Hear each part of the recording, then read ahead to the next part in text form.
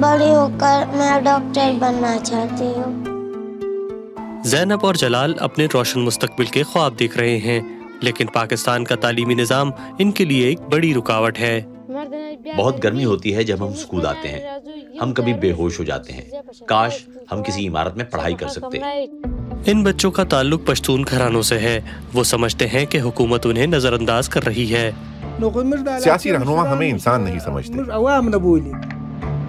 غربت، دہشت گردانہ حملے اور بعض اوقات سیکولر تعلیم کی مخالفت کرنے والی روایات کے دوران ہم نے ایسے بچوں سے ملاقات کی جو اسکول جانے کی ہر ممکن کوشش کر رہے ہیں، اور ہم نے ایسے لوگوں سے ملاقات کی جو تبدیلی لانا چاہتے ہیں۔ اور تعلیم جہاں پہ ہوگا وہ امن لے کے آئے گا۔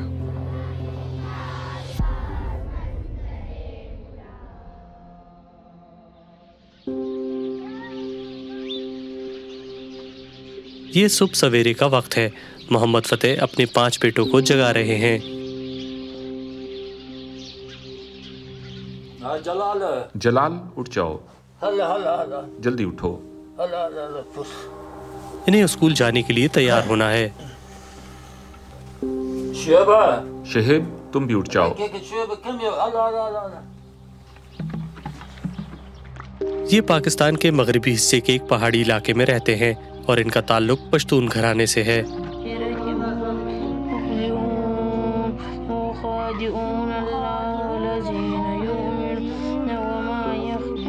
پشتون پاکستان میں آباد دوسرا بڑا نسلی گروپ ہے۔ اسکول جانے سے پہلے بچوں کے لیے والد کی خاص نصیحت۔ کسی سے لڑائی مت کرنا، ٹھیک ہے؟ جوتے ٹوٹے تو نہیں؟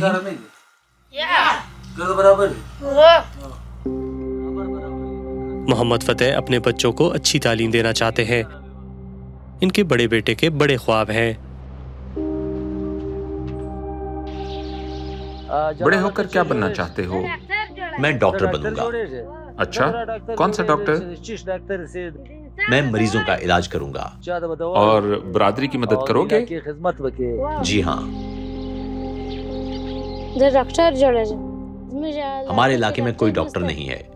اگر کوئی ڈاکٹر ہوتا تو ہمیں تکلیف نہ ہوتی۔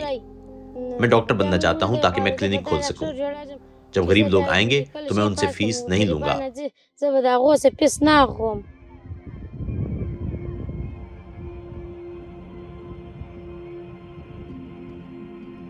ہم تر سمندر نامی گاؤں میں ہیں۔ یہاں لوگ ایک دوسرے سے کافی فاصلے پر رہتے ہیں، لہٰذا اسکول اور قریبی گاؤں بہت دور ہیں۔ اسکول جانے کے لیے جلال، اس کے بھائیوں اور دوستوں کو پتھریلے اور چڑھائی والے راستے پر چلنا پڑتا ہے۔ محلے کے تمام بچے ایک ساتھ جاتے ہیں۔ والدین کو لگتا ہے کہ اس طرح وہ محفوظ رہیں گے۔ اسکول پہنچنے میں تقریباً 2.5 گھنٹے لگتے ہیں اور گھر واپسی پہنچنے میں مزید 2.5 گھنٹے۔ بعض اوقات ہمارے اسکول کی سلیٹ راستے میں ٹوٹ جاتی ہے، کتابیں خراب ہو جاتی ہیں یا ان پر سیاہی پھیل جاتی ہے۔ گرمیوں میں یہاں درجہ حرارت 40 ڈگری سیلسیس تک پہنچ جاتا ہے اور سردیوں میں برف پڑ سکتی ہے۔ بچے طویل راستے میں نظمیں پڑھ کر ایک دوسرے کا دل بہلاتے ہیں۔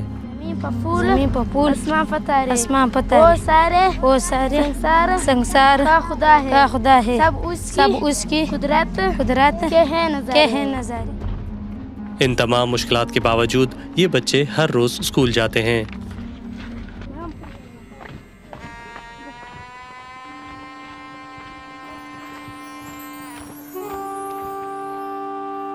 لیکن یہ اسکول ویسا نہیں جیسا ہم نے سوچا تھا۔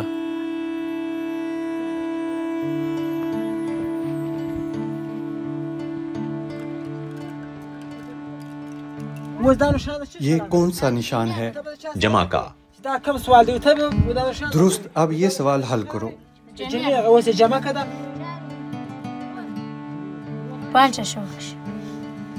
نتیجہ کیا ہے؟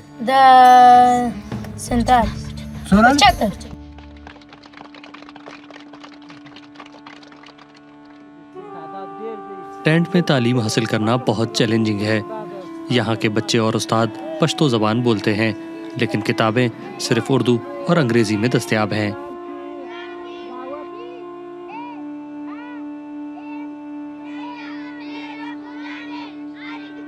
ایک ہی وقت میں 5 درجوں تک ایک استاد پڑھاتا ہے۔ جلال اور اس کے چھوٹے بھائی عطا کو ایک ساتھ پڑھایا جاتا ہے۔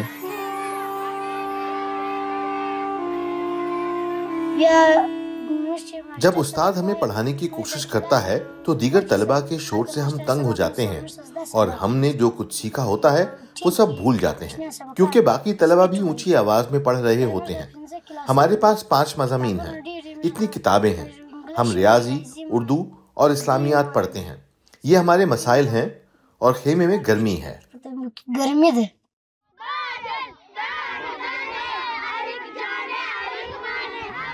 بچے اکثر اونچی آواز میں سبق پڑھتے ہیں۔ آگے پیچھے ہلتے ہوئے مضامین یاد کرنے کا طریقہ یہاں عام ہے۔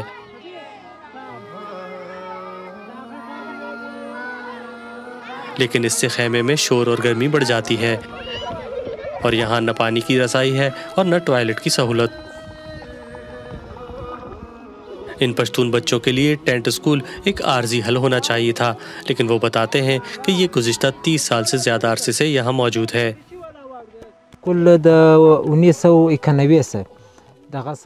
اسکول کو 90 کی دہائی کے اوائل میں منظوری ملی تھی، مگر اس وقت سے لے کر آج تک عمارت ابھی تک نہیں بن سکی ہے۔ ہر چیز کا انتظام کرنا اور خیمے میں پڑھانا بہت مشکل ہے۔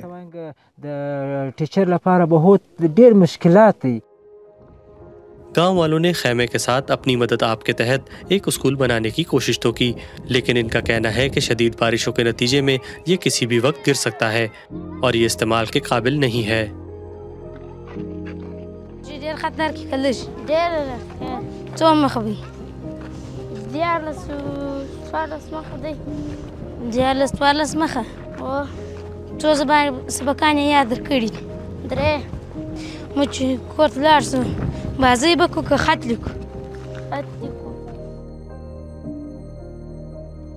ایک طویل اور پیدل سفر کے بعد وہ آخرکار گھر پہنچ گئے۔ بچوں کے چچا ان سے ملنے آئے ہیں۔ وہ اس بارے میں بات کر رہے ہیں کہ بڑے شہروں میں موجود حکام ان کو نظر انداز کر رہے ہیں۔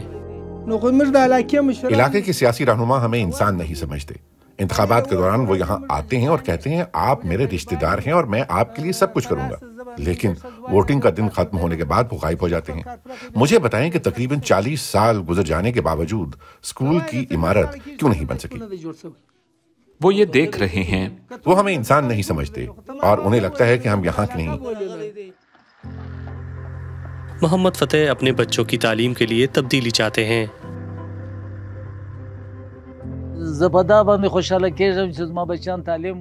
یہ میری خواہش ہے کہ میرے بچے تعلیم حاصل کریں، اپنی زندگی میں ترقی کریں اور معاشرے اور گاؤں کی بہتری کے لیے کام کریں، دوسروں کی خدمت کریں۔ وہ ڈاکٹر بن سکتے ہیں، استاد بن سکتے ہیں، یا فوج میں شامل ہو سکتے ہیں، یا بیرون ملک بھی جا سکتے ہیں۔ مطلب آرمی کی اولاد سی، فوج کی اولاد سی، یا مطلب باہر ملک اولاد سی۔ لیکن یہاں کے لوگوں میں آخر یہ احساس محرومی کیوں ہے، یہ سمجھنے کے لیے ماضی کا جائزہ لیتے ہیں۔ کسی زمانے میں یہ پشتونوں کا ایک بڑا علاقہ تھا جو بنیادی طور پر اس وقت کی امارات افغانستان اور برٹش انڈیا کے درمیان پھیلا ہوا تھا۔ برطانوی نوآبادیاتی طاقتوں نے 19ویں صدی کے آخر میں اپنی سرحدوں کو محفوظ بنانے کے لیے ان علاقوں کو تقسیم کر دیا۔ چند دہائیوں بعد پاکستان کا قیام عمل میں آیا، لیکن نوآبادیاتی سرحد آج تک برقرار ہے جو پشتونوں کو ایک دوسرے سے الگ کرتی ہے۔ یہ ڈاکٹر فضل رحیم مروت ہیں جو پاکستان کی تاریخ کے محقق ہیں۔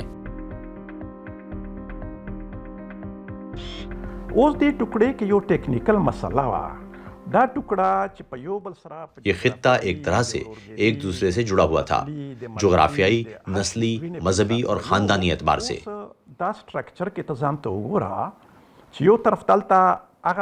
اب اس نئے ڈھانچے کو دیکھیں۔ افغانستان میں انہوں نے اپنی سرزمین اور آزادی کھو دی، جبکہ پاکستان کی طرف ان کے ساتھ شہریوں کی طرح نہیں بلکہ رعایا کی طرح سلوک کیا گیا۔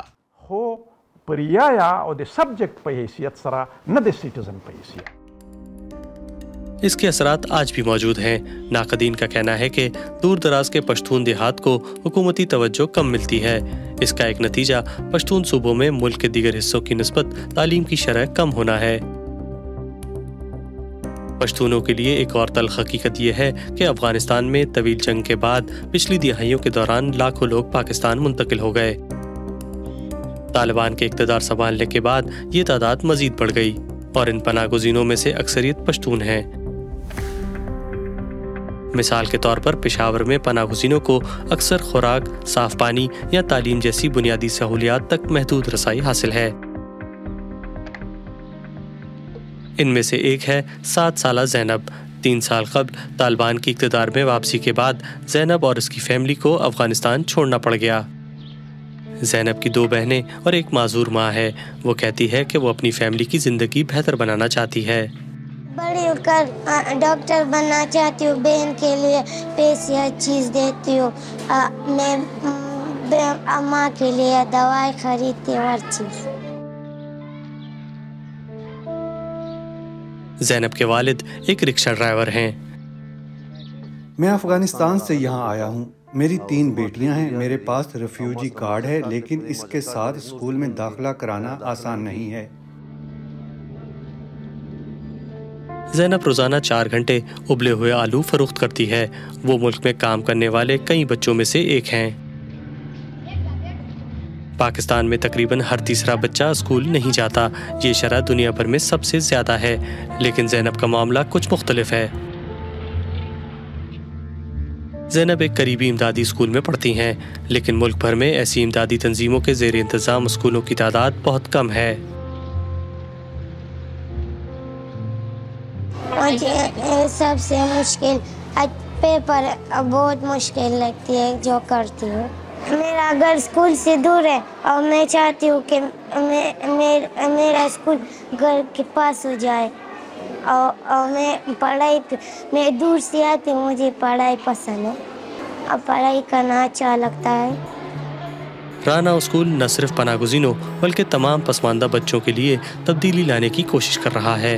زینب کے والد اپنی بیٹی کی تعلیم حاصل کرنے کی خواہش کی حمایت کرتے ہیں، لیکن دوسرے والدین ایسا نہیں کرتے، کیونکہ وہ ان بچوں کو ایز این انکم جو ہے انکم کے لیے ایسٹ بنانا چاہتے ہیں۔ وہ ان بچوں سے باہر کام کراتے ہیں، کبھی کسی کے گھر بیچ دیتے ہیں، کبھی ان کو ہاتھ میں چیزیں پکڑا کے باہر کام کے لیے بیچتے ہیں۔ تو وہ کہتے ہیں کہ ہمارا انکم کا جو سورس ہے وہ آپ لوگ خراب کر رہے ہیں۔ ان کے پیرنٹس کو کنونس کرنا سب سے بڑا چیلنج ہے۔ جب بچوں کو اسکول میں داخل کرنے کی بات آتی ہے تو مالی مدد ایک بہت بڑا کردار ادا کرتی ہے۔ بٹ یہاں پہ ہم اس کو دودھ کا 1 گلاس اور اس کے ساتھ کچھ سنیک بھی دیتے ہیں، پھر ایک ہم اس کو کھانے کا مطلب دوپہر کا کھانا دیتے ہیں، 50 روپیز ڈیلی الاؤنس دیتے ہیں۔ اس بچے کا اور اس بچے کی پوری فیملی کا میڈیکل ہم پہ ہوتا ہے۔ اگر صحت انصاف کارڈ اس کو نہ کور کرے تو ہم کور کرتے ہیں، لیکن افغانی بچوں کا تو وہ کور نہیں ہوتا تو وہ ہم کور کرتے ہیں۔ باپ دادا دادی سب کچھ ہیلتھ اس میں کورڈ ہے، پلس منتھلی راشن پیک بھی ہم ان کو دیتے ہیں۔ رانا اسکول کی بانی کے مطابق اسکول کو زیادہ تر احتیاط پاکستانی شہریوں کی طرف سے فراہم کی جاتے ہیں اور اساتذہ رضاکارانہ طور پر کام کرتے ہیں۔ اس طرح کے امدادی اسکول کچھ بچوں کی مدد ضرور کر سکتے ہیں، لیکن تعلیم فراہم کرنے کی ذمہ داری دراصل حکومت کی ہے، اور پاکستان اپنی مجموعی گھریلو پیداوار کا 2% سے بھی کم حصہ تعلیم پر خرچ کرتا ہے۔ اس میں سے بھی کچھ رقم بدعنوانی کی نظر ہو جاتی ہے۔ پاکستان کا تعلیمی نظام نام نہاد گھوسٹ اسکولوں کے زیر اثر ہے۔ ان میں عملے کو تنخواہ تو دی جاتی ہے، لیکن وہ کبھی بھی کسی کلاس کو پڑھانے کے لیے نہیں آتے۔ عمارتوں کو دوسرے مقاصد کے لیے استعمال کیا جاتا ہے یا خالی چھوڑ دیا جاتا ہے۔ ملک بھر میں ایسے ہزاروں گھوسٹ اسکول ہیں جن کی وجہ سے بچے تعلیم سے محروم ہو رہے ہیں، اور جب حکومت بچوں کی دیکھ بھال کے لیے موجود نہیں ہوتی تو اس کا فائدہ دیگر عناصر اٹھاتے ہیں۔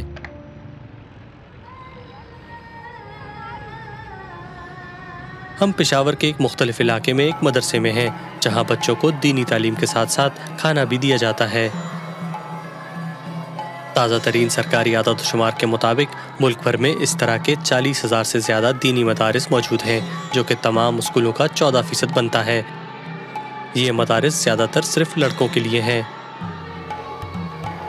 کچھ والدین مذہبی وجوہات کی بنا پر سرکاری اسکولوں پر مدارس کا انتخاب کرتے ہیں، جبکہ دیگر اس لیے کہ وہ مفت کھانا اور رہائش فراہم کرتے ہیں۔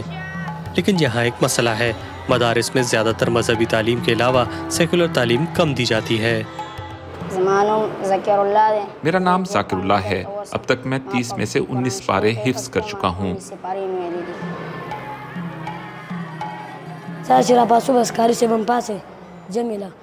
ہمارے استاد ہمیں صبح فجر کی نماز کے لیے اٹھاتے ہیں، اس کے بعد ہم ناشتے تک اپنی پڑھائی کرتے ہیں، پھر ہم 11 بجے سے دوبارہ پڑھائی شروع کرتے ہیں اور دوپہر 1 بجے تک آرام کرتے ہیں۔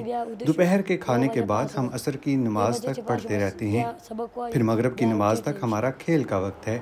روٹی خور کنا بس بیا مازیګر پورې سبق وایو جی او بیا مازیګر نه بیا خو لوبي مازیګر موږ نه بعد بیا لوبي کو مخام۔ اس کے بعد ہم رات کی نماز تک اپنی پڑھائی دوبارہ شروع کرتے ہیں، پھر رات کا کھانا کھا کر سو جاتے ہیں۔ بیا ماسپتن موږ سبق نه بعد بیا روٹی خورو موږ نه بعد او بیا بس ود شو جی۔ اویس 2 سال سے اس مدرسے میں رہتا اور پڑھتا ہے۔ وہ اس اسکول کے 150 سے زیادہ طلباء میں سے ایک ہے۔ اس کے خاندان کے معاشی حالات بہتر ہیں اور وہ پشاور کے ایک قریبی ضلع میں رہتے ہیں، لیکن اویس سال میں صرف 2 بار اپنے گھر والوں سے ملتا ہے۔ میرے بھائی نے مجھے کہا کہ عالم بن جاؤ، میری والدہ کی بھی یہی خواہش تھی۔ انہوں نے خواب میں دیکھا کہ میں قرآن کا حافظ بنوں گا، جب تک زندہ ہوں مدرسے میں رہوں گا۔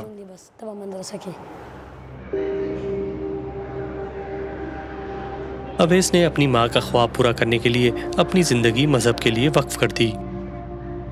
وہ سمجھتے ہیں کہ حافظ قرآن اور اس کے والدین یقیناً جنت میں جائیں گے۔ اب سوال یہ ہے کہ مدرسے میں داخلے کی وجہ مذہب ہے یا کھانا اور رہائش؟ معاشرے میں یہ غلط فہمی پائی جاتی ہے کہ ان بچوں کے پاس روزگار کے دوسرے مواقع نہیں ہیں کیونکہ وہ غریب یا یتیم ہیں۔ یہ سچ نہیں ہے۔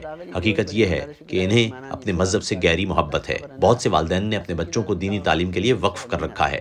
وہ یقین رکھتے ہیں کہ اس سے دنیا اور آخرت دونوں میں بہتر زندگی ملے گی۔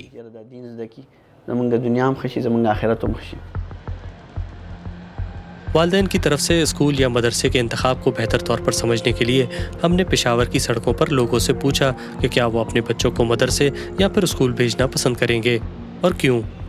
دیکھیں جی، تعلیم کے حوالے سے جو بات ہے، سرکاری اسکول دور ہے، ٹرانسپورٹیشن بھی خرچہ آتا ہے، جو پرائیویٹ اسکول ہے وہ مہنگے ہیں، تو مدرسہ ایسی جگہ ہے جہاں ہم اپنے بچے کو بھیجتے ہیں، ایک تو ان کی دنیا بھی سنور جاتی ہے، آخرت بھی سنور جاتی ہے۔ کے پی میں دیکھا جاتا ہے کہ لوگوں کا رجحان ریلیجن کی طرف زیادہ ہے، جس کی وجہ سے وہ اپنے بچوں کو مدارس میں بھیجتے ہیں، اور دوسرا یہ ہے کہ سرکاری اسکولوں کا معیار بھی وہ نہیں ہے۔ جاتا تھا کہ مدارس میں شدت پسندی جو ہے وہ بچوں کے ذہن میں آتی جا رہی ہے، لیکن اب ایسا نہیں ہے۔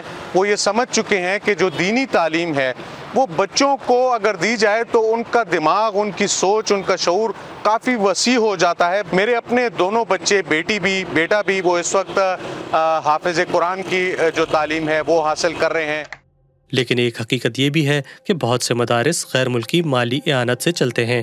مثال کے طور پر سعودی عرب، بعض مدرسوں کو پاکستان میں سعودی حمایت کے لیے ایک سیاسی آلے کے طور پر دیکھا جاتا ہے۔ مدارس کے ذریعے وہ اسلام کے زیادہ قدامت پسند ورژن کو فروغ دینا چاہتے ہیں۔ پچھلی دہائیوں میں مدارس کی تعداد میں بھی اضافہ ہوا ہے۔ ماہرین دیکھتے ہیں کہ تدریس کے معاملے میں وہ اپنے ہی ایجنڈے پر عمل کرتے ہیں۔ اور آپ ان مدارس کا حال جانتے ہیں، صرف چند ہی جدید تعلیم فراہم کرتے ہیں۔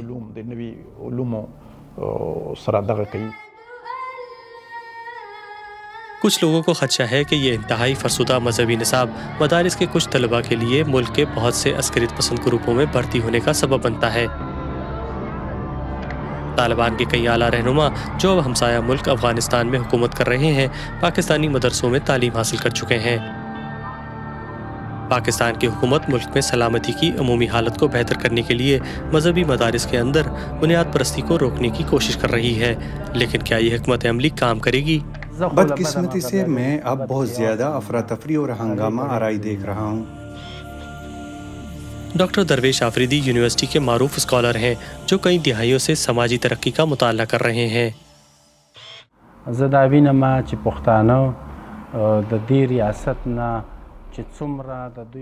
میں دیکھ رہا ہوں کہ پشتونوں اور ریاست کے درمیان اعتماد کا فقدان اور عوام، سول سوسائٹی اور ریاست کے درمیان اعتماد کا فقدان نمایاں طور پر بڑھ گیا ہے۔ اس اعتماد کی کمی کا فائدہ 2 طرح کی انتہا پسند قوتیں اٹھائیں گی، ایک مذہبی اور دوسری پشتون قوم پرست بنیاد پرستی جو مایوسی سے جنم لیتی ہے۔ اس طرح سے ریاست کے وجود کو خطرہ لاحق ہو جائے گا۔ هغه دی پیداوار دی دا به بیا مضبوطیږي او بیا به د ریاست وجود ته خطر پیښیږي. دہشت گردی سے پاکستان میں پشتونوں کی زندگیاں پہلے ہی بہت زیادہ متاثر ہو رہی ہیں.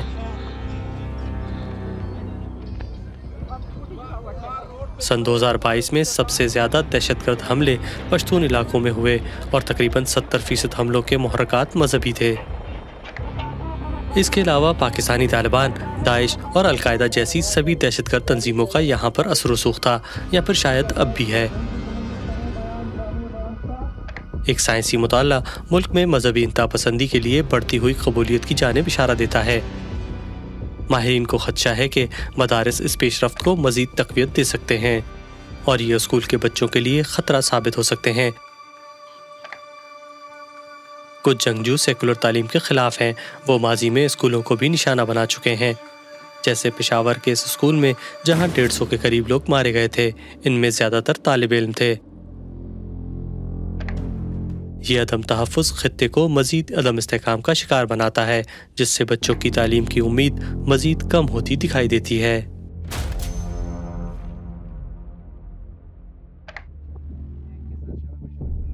واپس جلال کے گاؤں کا رخ کرتے ہیں.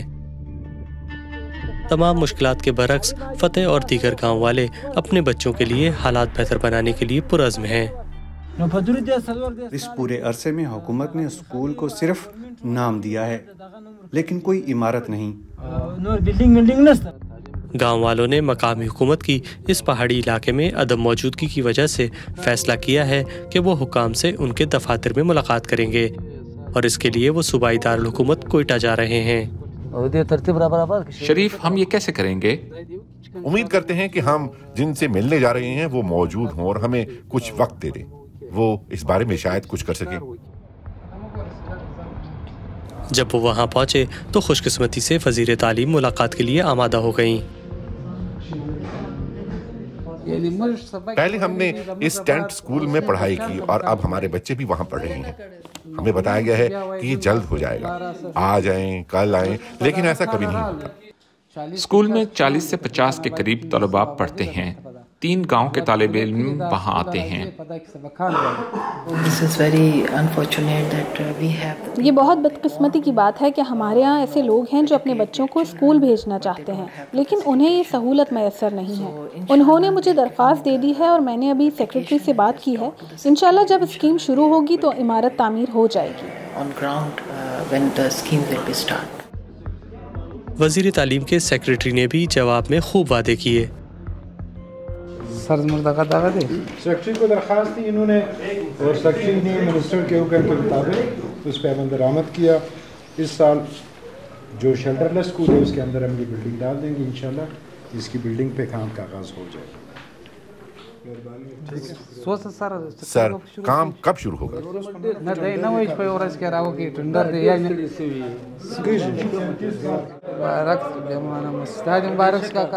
مبارک ہو. آپ کو بھی بہت بہت مبارک ہو. کم از کم کچھ تو ہوا. وزیر نے وہی کیا جو ہم چاہتے تھے. انہوں نے کہا کہ ہمارے کیس میں 1 ہفتے کے اندر کارروائی کی جائے گی. دوبارہ مبارک ہو.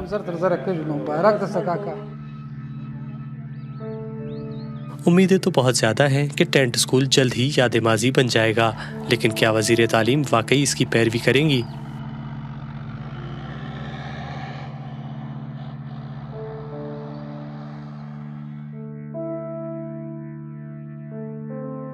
ایک خاص جگہ جہاں لوگوں کی تبدیلی کی خواہش کامیاب ہو گئی وہ ہے خانوزئی گاؤں. یہ دیگر پشتون علاقوں کی نسبت ایک محفوظ علاقہ ہے. ایک اندازے کے مطابق گاؤں کے 90% سے زیادہ لوگ تعلیم یافتہ ہیں.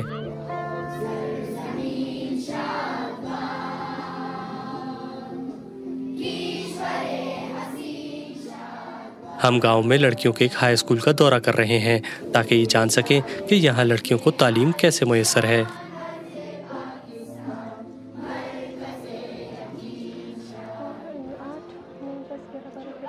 لبابہ 9ویں کلاس کی طالبہ ہیں.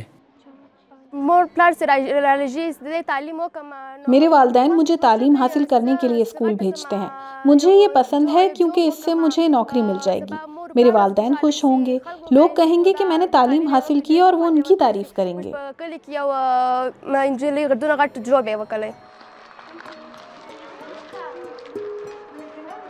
ہمیں بتایا گیا ہے کہ خانوزئی میں 20 سے زیادہ اسکول ہیں۔ اس کے لیے مقامی برادری بہت کام کرتی ہے۔ وہ حکومت پر دباؤ ڈالتے ہیں اور باقاعدگی سے میٹنگ کرتے ہیں جس میں وہ تعلیم پر تبادلہ خیال کرتے ہیں۔ وہ کہتے ہیں کہ کچھ لوگوں نے اسکولوں کی تعمیر کے لیے زمین بھی عطیہ کی ہے۔ اسکول اس لیے اچھا لگتا ہے کیونکہ یہاں پہ آ کے ہم تعلیم سیکھتے ہیں، باقی چیزوں کے بارے میں سیکھتے ہیں، اپنی زندگی میں آگے بڑھنے کے لیے ہم بہت کچھ سیکھ سکتے ہیں۔ فادر جو ہے نا وہ تعلیم کے بہت پسند کرتے ہیں اور ہمیں بھی اسی طرح سے ٹرین کرتے ہیں۔ میرے سارے بھائی جو ہے نا اور سسٹر جو ہے نا وہ تعلیم کی راستے پر ہے، کچھ لڑکیاں علم کی راستے پر ہیں۔ اور میں آرٹسٹ بننا چاہتی ہوں آگے، مجھے گھر کی طرف سے بھی سپورٹ ملتی ہے۔ وہ چاہتے ہیں کہ میں بھی بڑی ہو کر کچھ بن جاؤں، اپنی دادی کی طرح، علی اسما کی طرح کچھ کر سکوں اس معاشرے کے لیے، اس ملک کے لیے۔ خانوزئی میں لڑکیوں کی شرح خواندگی لڑکوں سے بھی زیادہ ہے، جو کہ ایک غیر معمولی بات ہے کیونکہ پورے پاکستان میں لڑکوں کے مقابلے میں لڑکیاں بہت کم اسکول جاتی ہیں۔ I'm very impressed، میں یہاں پہ بہت زیادہ امپریس ہوئی لوگوں کے ایٹیٹیوڈ سے، لوگوں کے جو ہے بیہیویئر سے، اور جو ہے ایک جو اہم بات جو میں نے امپورٹنٹ بات جن میں نوٹ کی، وہ کہتے ہیں وہ اس چیز کو نا بہت آگے لے کے جاتے ہیں کہ without education life is impossible. ٹھیک، ہم نے اپنے بچوں کو ایجوکیٹ کرنا ہے۔ دیٹس وائی کہ لٹریسی ریٹ جو ہے یہاں پہ بہت ہائی ہے اور 98% جو ہے یہاں پہ لوگ جو ہے لٹریٹ ہیں۔ لیکن اس مثبت رویے کی وجہ کیا ہے؟ یہ سب کچھ گاؤں کے ایک بزرگ سے جڑا ہے، علامہ عبدالعلی اخونزادہ۔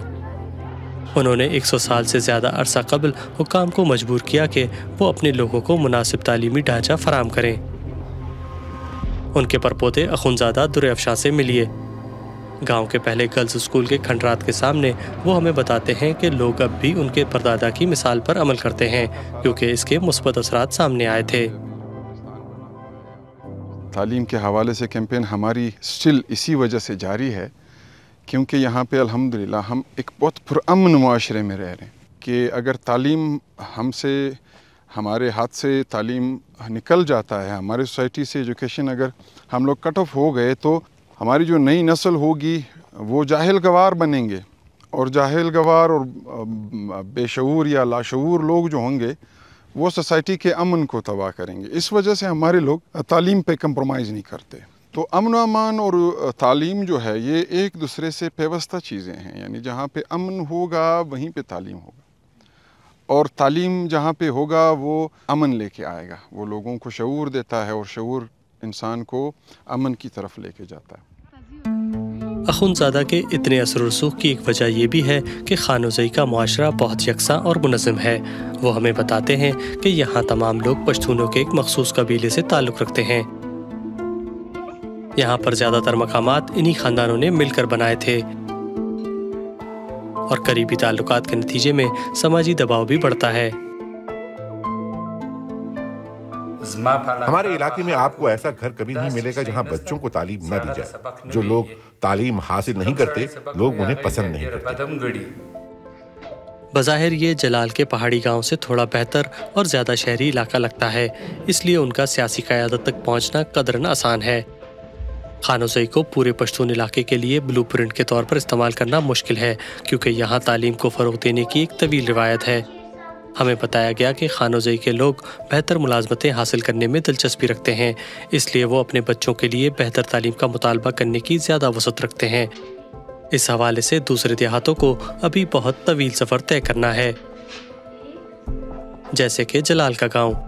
جلال روزانہ کی طرح صبح سویرے اپنے ٹینٹ اسکول پہنچنے کی تیاری کر رہا ہے۔ وہاں تک پہنچنے کے لیے اسے اور دیگر بچوں کو دشوار گزار راستوں پر پیدل چلنا پڑتا ہے، مگر جلال نے ایسے مسئلے کے حل کے لیے امید کا دامن نہیں چھوڑا۔ ہم سائے میں بیٹھتے ہیں جبکہ ہمارے اساتذہ دھوپ میں بیٹھتے ہیں۔ اس کے علاوہ جب ہم اسکول آتے ہیں تو گرمی ہوتی ہے، کبھی ہم گر جاتے ہیں اور کبھی ہماری کتابیں خراب ہو جاتی ہیں۔ جب بارش ہوتی ہے تو ہم اسکول نہیں جاتے، کاش میں کنکریٹ کے کمرے، باؤنڈری وال اور باغ والے خوبصورت اسکول میں پڑھ سکتا جہاں ایک خوبصورت ٹھنڈا پنکھا ہو۔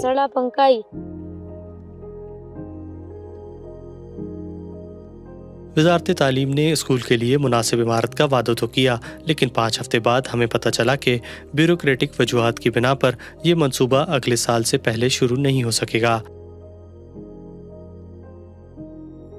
یہاں پہاڑوں کی صورتحال کئی دہائیوں سے تبدیل نہیں ہوئی۔ اس کا مطلب ہے کہ جلال اور دیگر پشتون بچوں کو معیاری تعلیم تک رسائی کے لیے ابھی مزید انتظار کرنا پڑے گا۔